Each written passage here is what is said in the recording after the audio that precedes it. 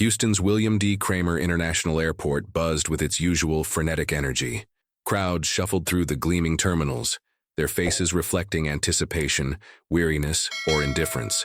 Among them was Tiffany Monroe, a woman whose presence demanded attention, not because she sought it, but because she embodied the kind of confidence that left people in awe. Tiffany wasn't just another passenger, she was a force of nature.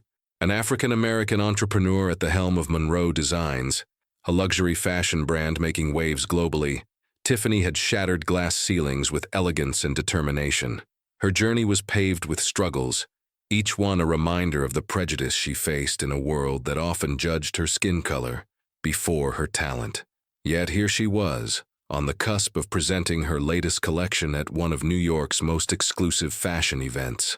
She wore one of her finest creations that day, a sleek black silk gown with intricate embroidery, a stunning piece that symbolized resilience, beauty, and the complexity of her journey. The dress wasn't just fabric. It was a statement, a battle cry, and a celebration of everything Tiffany had endured and conquered. As she approached the TSA checkpoint, Tiffany carried herself with poise, despite the weight of her past experiences. Airports were familiar ground, yet they were often battlegrounds for microaggressions that left scars invisible to most, but deeply felt by her. She'd learned to navigate these spaces with a calm exterior, but beneath it, there was always a lingering readiness to defend her dignity. "Ma'am, over here," came the sharp voice of Eric Jansen, a senior TSA agent whose demeanor was as rigid as the lines on his weathered face. Eric had spent years wielding authority in these terminals, and he wore his badge with a mix of pride and arrogance. Tiffany stepped forward, placing her designer bag on the conveyor belt. She smiled politely, but Eric's cold, assessing gaze lingered a beat too long, traveling from her face to her gown. "Step aside. You've been selected for additional screening," he said, his voice devoid of courtesy. Tiffany raised an eyebrow. "Is there a specific reason?" "It's standard procedure," Eric replied, his tone clipped. She complied, familiar with the vague justifications often used to single her out. Yet something about Eric's demeanor felt different, calculated, invasive.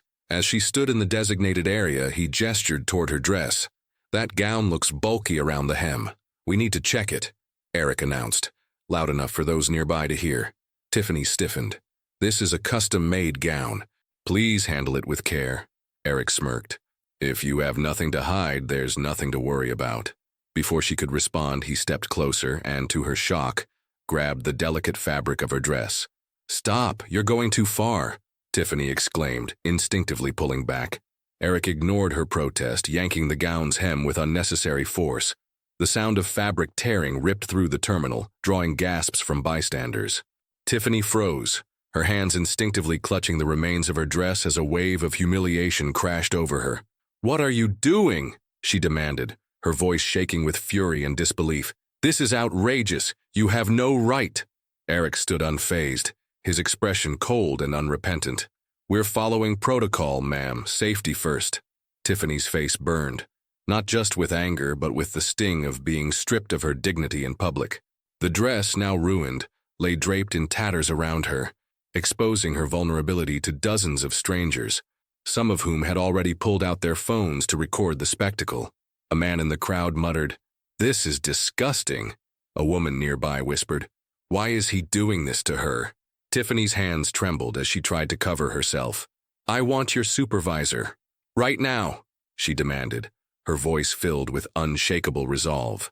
Eric crossed his arms. "I am the supervisor," he lied, his smirk betraying his arrogance. At that moment, Tiffany's humiliation turned into steel determination. She wasn't just any passenger. She was Tiffany Monroe, a woman who had fought too hard and come too far to let someone like Eric Jansen reduce her to this. But what Eric didn't know, and what he was about to learn in the most dramatic way possible, was that Tiffany wasn't fighting this battle alone. Upstairs in one of the executive conference rooms overlooking the bustling terminal, Marcus Monroe, Tiffany's husband, was wrapping up a call. As a key shareholder in the airport's management company, Marcus was no stranger to the inner workings of the facility. He'd built his empire alongside Tiffany, and the two were known as a power couple who wielded influence with humility, but never shied away from taking a stand when it mattered. Marcus's phone buzzed with a message. a short video clip of the incident unfolding downstairs. The caption read, "Your wife needs you." Watching the footage, Marcus felt a surge of anger and disbelief. His wife, his brilliant, strong, resilient Tiffany, was being humiliated in a place he partially owned. Without hesitation, he stood and said to the executives in the room, "Gentlemen, I need a moment. This is urgent." Back in the terminal, Tiffany stood her ground despite the murmurs and stares. The fire in her eyes was unmistakable. "You will pay for this," she told Eric, her voice low but filled with certainty. Eric chuckled dismissively. "Is that so?" The next few minutes would prove that it was indeed so. The terminal seemed to shrink around Tiffany as whispers and stares multiplied. Each passing second felt heavier than the last, the air thick with judgment and pity from those who watched. She'd endured countless microaggressions in her career, dismissive comments, backhanded compliments, people underestimating her capabilities, but nothing compared to this, the public stripping of her dignity and worth. Eric Jansen stood across from her, arms folded, radiating indifference. He had built a career on intimidation and the subtle weaponization of his authority. To him, Tiffany was just another passenger he could bully, another body he could mold into compliance. What he didn't realize was that Tiffany wasn't ordinary, and she wasn't about to break. "I've already said this once, but I'll say it again," Tiffany began, her voice sharp enough to cut through the murmurs. "I demand to speak to someone higher than you." Eric scoffed. "Ma'am, we don't make exceptions because someone throws a tantrum." Tiffany clenched her fists. She wasn't about to waste energy arguing with a man who clearly enjoyed watching her squirm. Her next words came out steady, deliberate. "You'll regret this." Nearby, a TSA co-worker of Eric's shuffled uneasily. His name tag read, David, and the look on his face betrayed his discomfort with what he'd just witnessed. David wasn't perfect. He'd seen Eric pull stunts like this before, but this time felt different. The woman wasn't just furious, she was composed. Dangerous even. "I think we should call the supervisor on duty," David said softly, leaning toward Eric.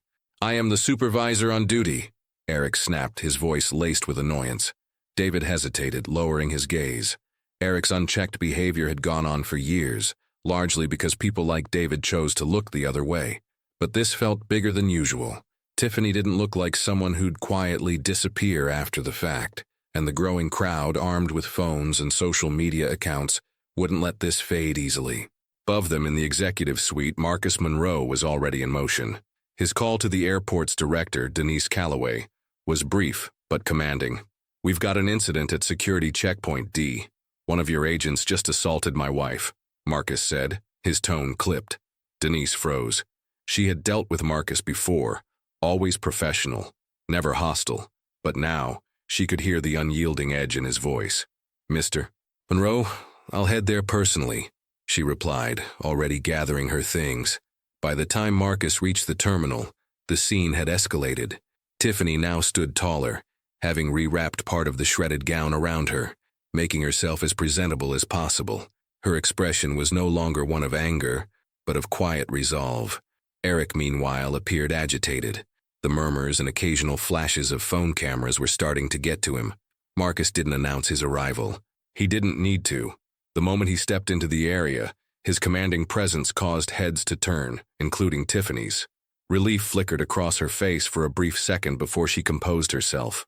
"Mr. Monroe," Eric greeted dismissively, not realizing who he was addressing. "I'm sorry, this is a secure area." Marcus didn't let him finish. "This is my wife you've just humiliated," he said, his voice low but deliberate, the words slicing through the agent's pretense. "And you will answer for it." Eric blinked, caught off guard. He glanced at Tiffany, then back at Marcus, the gears in his mind struggling to turn. I was just doing my job. Your job." Marcus's voice rose slightly, just enough to send a ripple of unease through the bystanders. "Your job is to ensure safety, not to degrade and assault passengers. My wife has been violated in front of dozens of witnesses. You destroyed her property, exposed her in public, and now you stand here making excuses?" Tiffany, despite the raw emotion bubbling within her, placed a hand on Marcus's arm. "Let him keep talking," she said coolly, her eyes fixed on Eric. "The more he speaks, the deeper the hole he digs." Eric opened his mouth to reply, but the arrival of Denise Calloway cut him off. She was a tall, sharp-eyed woman with an air of authority that matched Marcus's. "Mr. Monroe, Mrs. Monroe," she greeted, her voice neutral but tinged with urgency. "I'm aware of the situation and I deeply apologize on behalf of the airport." "It's not your apology I'm interested in," Tiffany interjected, her voice steady but laced with disdain. "I want accountability." Denise's jaw tightened as she turned to Eric. "Agent Jansen, step aside, now." Eric hesitated, his bravado finally faltering. "Now," Denise repeated, her tone leaving no room for argument. David, still standing nearby, took a step forward. I think it's important to mention," he began nervously. "This isn't the first time Eric has—" "That's enough," Eric barked, his voice cracking slightly. Denise raised an eyebrow, her gaze shifting between the two men. "Mr. Monroe, Mrs. Monroe, I assure you this matter will be handled with the utmost seriousness." Marcus crossed his arms. "Handled? No, you'll do more than that. You'll make a public statement addressing this abuse and you'll deal with Jansen immediately. Or I'll ensure this airport faces consequences no one here is prepared for." Denise's composure didn't waver, but it was clear she understood the weight of his words. Understood. Tiffany, who had remained silent during the exchange, finally spoke. "Eric Jansen, you tried to humiliate me, but all you've done is expose yourself for what you are, a coward hiding behind a badge. And trust me, the world will know it." The crowd, emboldened by her words, murmured in agreement. Phones captured every angle, and Tiffany knew this story wouldn't end here. It would ripple outward, sparking discussions, outrage, and perhaps change. The video of the incident spread faster than wildfire. By the time Marcus and Tiffany reached the airport's private lounge, the hashtags Tiffany Monroe and airport abuse were trending across platforms. Clips of Eric ripping Tiffany's dress, her composed but furious response, and Marcus's confrontation were circulating with captions ranging from supportive to outraged. News outlets were already picking up the story, framing it as yet another example of systemic racism and abuse of authority. But for Tiffany, the humiliation was still fresh. Sitting on one of the lounge's plush leather chairs, draped in a blanket provided by an apologetic attendant, she stared at the shredded remains of her gown. It wasn't just the fabric that had been ruined. It was the effort, the craftsmanship, and the meaning behind it. The gown represented her journey, her roots, her triumph over adversity. Now it lay in tatters, a symbol of the indignities she still had to endure despite all she had accomplished. Marcus paced the room, his phone pressed to his ear. "Yes, I expect an immediate response. And make sure it's not just a statement. There needs to be action. Fire him, suspend him, I don't care. But this doesn't end with an apology." His voice was calm, but the underlying anger was palpable. When he hung up, Marcus turned to Tiffany. "Denise promised they're taking disciplinary action. Eric will be suspended immediately, pending investigation." Tiffany let out a bitter laugh. "Suspended? That's a slap on the wrist. He'll be back in a month terrorizing someone else." Marcus sat beside her, taking her hand in his. "Not if I have anything to say about it." Tiffany looked at him, her expression softening slightly. "This isn't just about me, Marcus. This is about every woman who's been silenced, every black person who's been treated like a suspect, every person who's been stripped of their dignity. If we don't fight this publicly, it'll just happen again." Marcus nodded. He knew his wife well enough to recognize when she was gearing up for a battle. Tiffany wasn't just angry, she was determined. "Then we fight," he said simply. While Tiffany and Marcus strategized, the fallout for Eric Jansen began almost immediately. By the time he left the security checkpoint that day, videos of his actions had reached the desk of TSA leadership in Washington, D.C. The agency, already under fire for previous accusations of racial profiling, couldn't afford another scandal. Calls for Eric's dismissal flooded their offices. Eric, however, remained defiant. In his mind, he had done nothing wrong. Sitting in a dimly lit break room, scrolling through headlines calling him a disgraced TSA agent, he muttered to himself, "This is ridiculous. They're blowing it out of proportion." David, his co-worker, stood in the doorway, watching Eric with a mix of pity and contempt. "You really don't get it, do you?" David finally said. Eric looked up, annoyed. "What are you talking about?" "You've been doing this for years," David continued.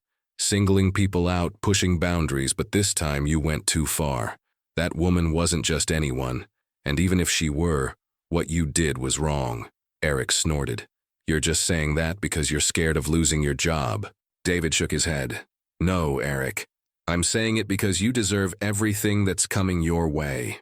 The next morning, Tiffany appeared on a national morning show, her poise and charisma commanding attention.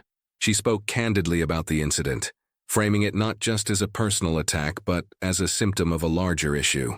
This isn't just about me, she told the host. This is about the systemic abuse of power, the way authority is weaponized against Black people, women, and anyone who doesn't fit a narrow mold of what's acceptable.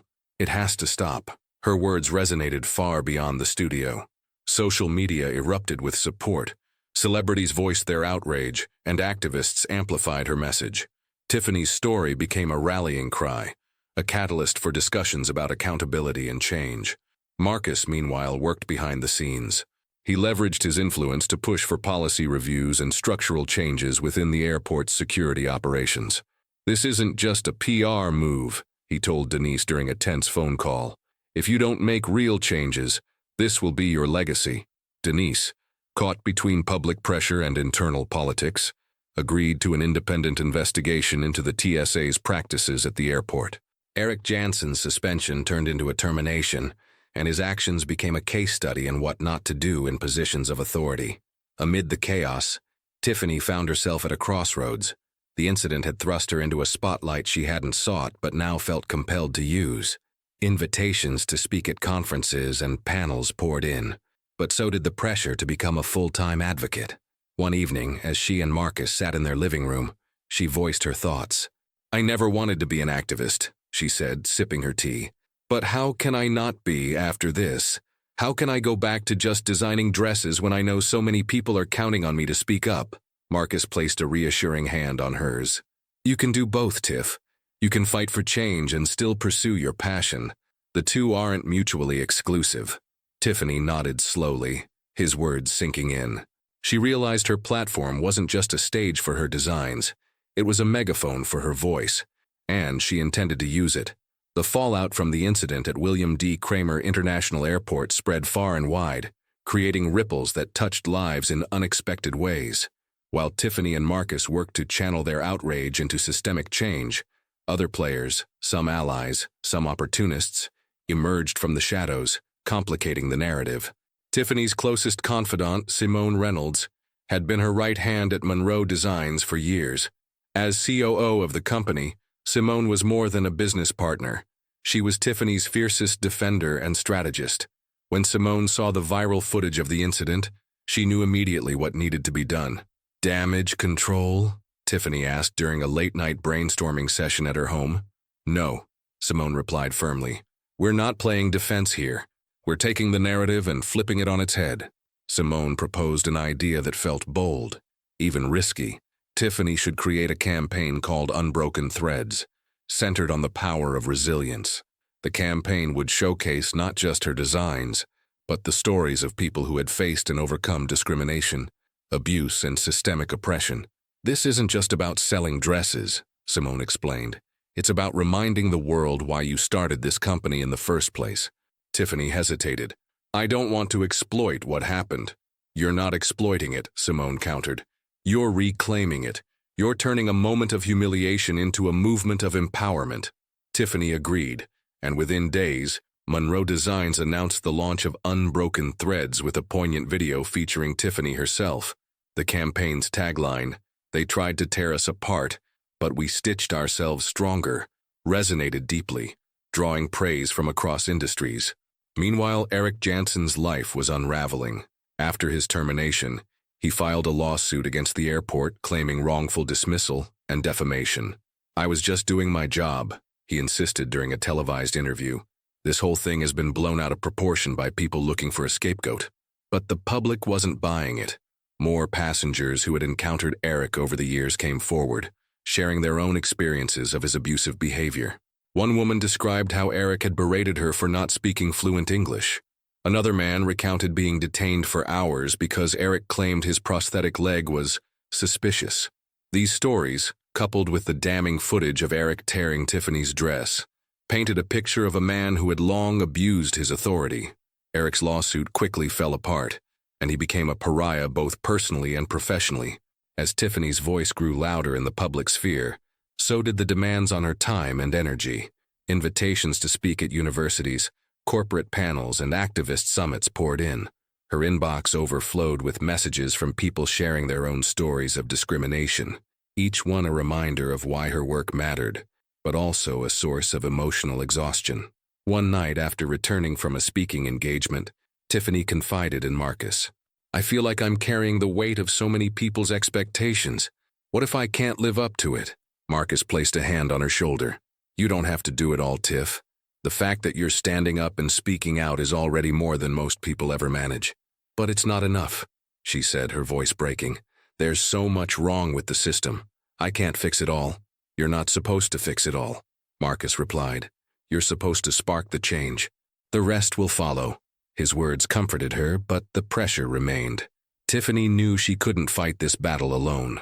Back at the airport, David, the TSA agent who had witnessed the incident, found himself at a crossroads. The event had forced him to confront his own complicity in Eric's behavior. For years he had turned a blind eye, rationalizing his inaction as self-preservation. But now he couldn't shake the image of Tiffany's torn dress and the look of quiet defiance in her eyes. David reached out to Denise Calloway, the airport's director, and offered to testify in the internal investigation. "I should have spoken up earlier," he admitted.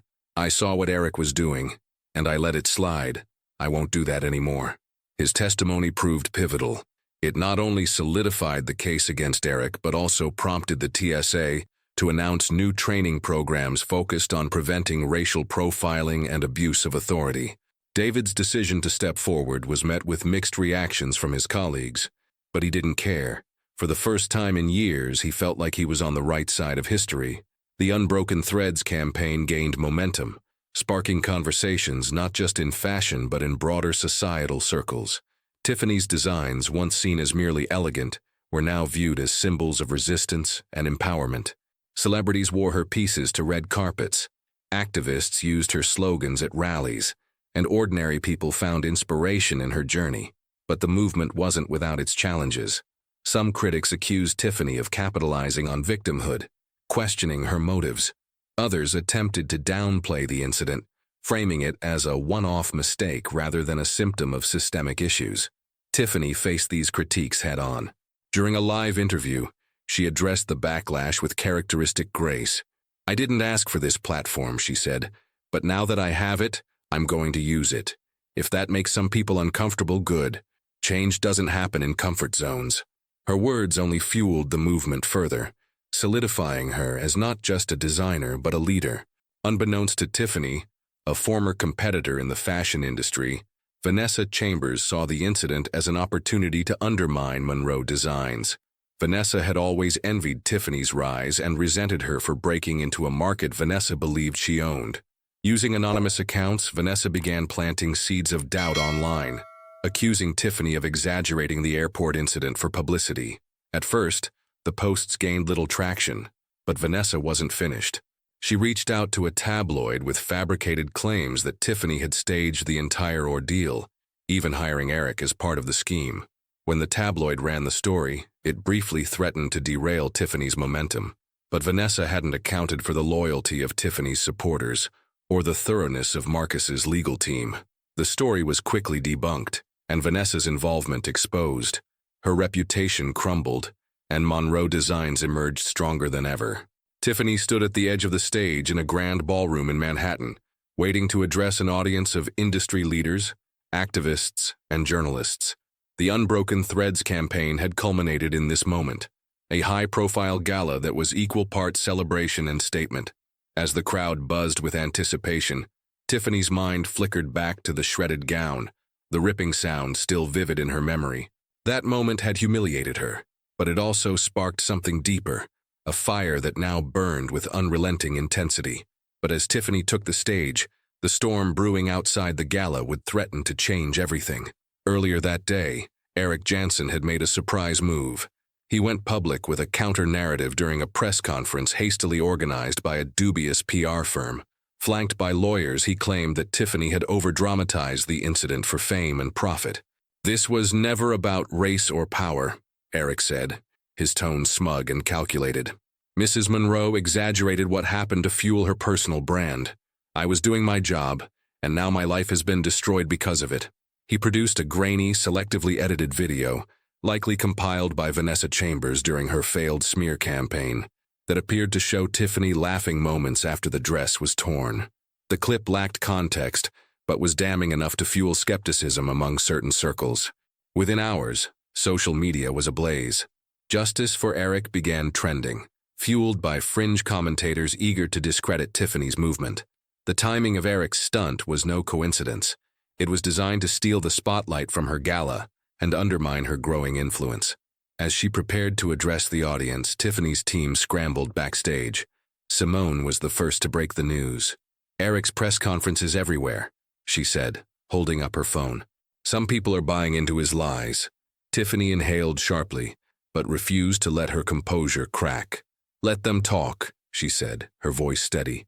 "The truth has always been on our side." When Tiffany stepped to the microphone, the room fell silent. The audience sensed the weight of the moment, unaware of the controversy unfolding outside. Tiffany had planned to deliver a speech celebrating resilience and progress, but as she gazed out at the crowd, she decided to take a different approach. "I wasn't going to address this tonight," she began, her voice calm but resolute. "But it seems that truth, like threads, can be pulled and unraveled if we're not careful." The room was still. Tiffany paused, scanning the faces before her. "Earlier today, the man who tore my dress and humiliated me in public claimed that I fabricated the incident. He showed a video that lacks context, hoping to rewrite the narrative. Let me be clear. Lies unravel easily when held up to the light." Her words hung in the air, charged with emotion. She went on, recounting the details of the incident not as a victim, but as a witness to injustice. She spoke about the systemic patterns of abuse she'd encountered throughout her life, and how they culminated in that single, humiliating moment at the airport. "This isn't about one man," she said, her voice rising. "This is about the systems that allow people like him to abuse their power without accountability. And it's about what we do in the face of that abuse. Do we shrink? Do we stay silent? Or do we stand up, speak out, and demand better?" The audience erupted into applause, the energy in the room electric. Tiffany wasn't just reclaiming her story. She was fortifying it, turning Eric's desperate attempt to discredit her into fuel for her movement. While Tiffany's words resonated in the ballroom, Marcus and his legal team were busy dismantling Eric's claims. The grainy video Eric had presented was quickly traced back to Vanessa Chambers, whose involvement was now indisputable. Worse for Eric, additional footage surfaced from a passenger who had been filming the incident from a different angle. The unedited clip not only confirmed Eric's aggressive actions, but also captured his mocking demeanor after the dress was torn. The passenger posted the video with the caption, "This is the truth they're trying to hide. Don't fall for the lies." It went viral within hours, obliterating Eric's credibility and turning public sentiment firmly back in Tiffany's favor. In the days that followed, the fallout was swift. Eric was hit with multiple lawsuits, not just from Tiffany, but from other passengers who came forward with their own accounts of his misconduct. His public defenders vanished as quickly as they had appeared, leaving him to face the consequences alone.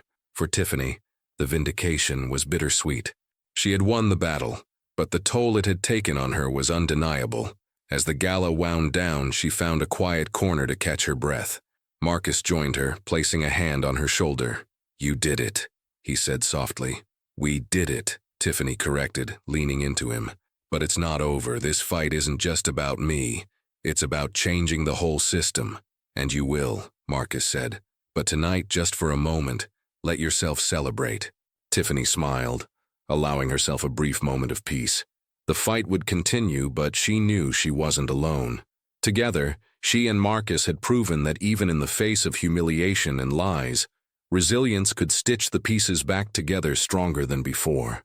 The spotlight on Tiffany's battle against Eric Jansen and systemic abuse reached its zenith in the weeks following the gala. Her powerful speech, combined with the damning footage that surfaced, had reignited discussions across the country about racial profiling, misuse of authority, and accountability. But as the movement gained momentum, the stakes rose higher, and the backlash became more aggressive. Behind closed doors, Tiffany and Marcus strategized their next steps. The airport had agreed to settle privately, offering a substantial sum as compensation and implementing visible policy reforms, including the installation of independent oversight committees for TSA operations. But Tiffany wasn't interested in quietly accepting a check. "This isn't just about policies on paper," Tiffany said during a meeting with her legal team. "We need public acknowledgement. We need them to admit what happened and commit to real accountability." Her attorney, Rachel Levin, nodded. "They're nervous about that. Public apologies open them up to liabilities." "I don't care about their comfort," Tiffany said firmly. "If they won't admit their failures publicly, they're not serious about change." Marcus added, "Tiffany's right. This can't end with a settlement no one hears about. It has to be a reckoning."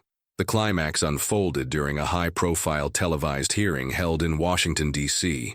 Where Tiffany had been invited to testify before a congressional subcommittee investigating systemic failures in federal agencies, including the TSA. The hearing was packed with lawmakers, activists, media, and curious onlookers. Among those called to testify was Eric Jansen, now jobless, disgraced, and visibly bitter. As Tiffany entered the chamber, her presence was magnetic. Dressed in a sleek navy suit from her new collection, she carried herself with the poise of someone who knew she was on the right side of history. Marcus walked beside her, his supportive presence a silent but powerful statement. The hearing began with opening statements from lawmakers and testimony from other witnesses, including passengers who had experienced similar abuses. Then it was Tiffany's turn. As she took her seat at the witness table, cameras zoomed in, capturing every detail of her composed demeanor. "Mrs. Monroe," began the chairperson, a congresswoman known for her advocacy on civil rights issues. "We've all seen the footage of what happened to you. Can you tell us in your own words what that moment represented? Not just for you, but for others who face similar injustices?" Tiffany took a deep breath. "That moment," she began, her voice steady, "wasn't just about me. It was about the countless people who've been dehumanized in the name of security. It was about a system that allows unchecked power to go unchallenged. And it was a reminder that even when you've worked hard, achieved success, and done everything right, there are those who will still try to reduce you to less than human." Her words were met with a wave of murmured agreement from the audience. As she continued, Tiffany didn't just recount the incident. She connected it to larger patterns of injustice. She spoke about the racial profiling she'd faced throughout her life, the challenges of being a Black woman in spaces that weren't designed to accommodate her, and the need for systemic change. "This isn't just about me," she concluded. "It's about ensuring that no one else has to endure what I did. It's about accountability and the courage to rebuild trust where it's been broken." The room erupted into applause despite the formal setting, but the tension spiked when Eric Jansen was called to testify. His demeanor was defensive, his testimony riddled with half-truths and denials. "I was following protocol," he insisted, avoiding eye contact with Tiffany. "If anything, I'm the victim here. My career has been destroyed by a smear campaign." Tiffany watched him calmly, her silence more powerful than any interruption. Then came the turning point. One of the committee members, armed with the unedited footage, played it for the room. The video showed the full sequence of Eric's actions, including his mocking tone and unnecessary aggression. The silence in the chamber was deafening as the footage ended. "Mr. Jansen," the chairperson said, her voice sharp, "is this what you call protocol?" Eric fumbled for words, his composure crumbling. I was under pressure." The congresswoman cut him off. "Pressure doesn't justify abuse." With that, the tide turned definitively. Eric's testimony was discredited, and the hearing became a landmark moment, sparking widespread calls for reform. The hearing marked a pivotal victory for Tiffany, but she knew the fight wasn't over. In the days that followed, she continued to push for transparency and accountability. Her efforts led to the creation of a national task force to address systemic failures in federal security agencies, a milestone she viewed as one step in a much larger journey. Meanwhile, the Unbroken Threads campaign reached unprecedented heights, with proceeds from her latest collection funding scholarships and advocacy programs for marginalized communities. Tiffany became not just a symbol of resilience, but a force for meaningful change. On the night of the task force's official announcement, Tiffany and Marcus stood together on the balcony of their Manhattan apartment, looking out at the city lights. "You did it," Marcus said softly, wrapping an arm around her. "We did it," Tiffany corrected, her voice full of gratitude. "But there's still so much to do, and you'll do it," Marcus said confidently. "One stitch at a time." Tiffany smiled, feeling a rare moment of peace. The journey had been brutal, but it had also been transformative. She wasn't just surviving, she was thriving, and she was determined to bring others along with her. Months after the congressional hearing, the effects of Tiffany's battle reverberated far beyond the walls of William D. Cramer International Airport. The task force she helped inspire had begun implementing nationwide reforms within federal security agencies, including mandatory sensitivity training, stricter oversight of personnel conduct, and anonymous reporting systems to prevent abuses of power. For Tiffany, the victory was bittersweet. She had become a beacon of hope and change for many, but the journey had taken a toll. The incident at the airport was only the most public of the countless indignities she'd faced, and while it marked a turning point, it was also a reminder of the work still to be done. Tiffany's brand, Monroe Designs, flourished in the aftermath of the controversy. The Unbroken Threads campaign continued to grow, now encompassing partnerships with nonprofits that supported victims of discrimination and abuse. Tiffany ensured that a portion of the proceeds funded legal aid for those seeking justice, a cause close to her heart. In the weeks following the congressional hearing, Denise Calloway, the airport's director, extended an olive branch. She invited Tiffany and Marcus to meet with the board overseeing the airport's management. "We owe you more than an apology," Denise said during the meeting. "We owe you our commitment to real change. The policies we're implementing now wouldn't have been possible without your bravery." Tiffany, though gracious, didn't mince words. "Commitments are great, but results are better. I'll be watching." It wasn't a threat. It was a promise. Eric Jansen's downfall was swift and brutal. After being fired, he faced lawsuits from other passengers he had mistreated, many of whom came forward following Tiffany's story. His public defense crumbled under the weight of evidence, and his countersuit against the airport was dismissed with prejudice. Unable to find work in his field, Eric faded into obscurity. His brief attempt to reinvent himself as a social media pundit fell flat, with even his few supporters abandoning him when his lies were fully exposed. The man who once wielded his badge with arrogance now found himself stripped of the power he had abused. Tiffany never spoke of Eric again, refusing to give him any more space in her story. Tiffany's story became a case study in resilience and the power of standing up to injustice. Universities invited her to speak about her journey, not just as a designer but as a changemaker. Students who had never considered careers in fashion now saw it as a vehicle for activism, inspired by her ability to blend artistry with advocacy. Her work with the National Task Force also became a cornerstone of her legacy. Under her guidance, the task force developed programs to train federal employees in recognizing and dismantling biases. Reports of racial profiling in TSA checkpoints decreased, and public trust in airport security slowly began to rebuild. One evening, Tiffany found herself alone in her design studio, the hum of the city muffled by the walls around her. She was sketching a new piece, her pencil gliding effortlessly over the paper. The dress she was designing wasn't just another addition to her collection. It was deeply personal. Inspired by the gown Eric had torn, this new piece featured interwoven threads of gold and black, symbolizing resilience and unity. As she worked, she paused to reflect on how far she had come, not just since the incident, but throughout her life. The scars of prejudice were still there, but so were the victories, the moments of joy and the community that had rallied around her. Marcus entered quietly, holding 2 cups of tea. "Still working?" he asked, setting one down beside her. "Always," she replied with a small smile. She gestured to the sketch. "What do you think?" Marcus studied it, his eyes lighting up. "It's you," he said simply. Tiffany nodded, feeling the weight of his words. The dress was her, unbreakable, unapologetic, and endlessly evolving. As the year came to a close, Tiffany and Marcus hosted a gala celebrating the first anniversary of the Unbroken Threads campaign. The event brought together a tapestry of people, fashion icons, activists, lawmakers, and everyday individuals who had been inspired by Tiffany's journey. In her closing speech that night, Tiffany addressed the audience with the same calm confidence that had carried her through the darkest moments. "This isn't the end," she said. "It's just the beginning. Every stitch we sew, every thread we weave, every barrier we break, it's all part of a larger story. A story of resilience, justice, and change. And it's a story we're all writing together."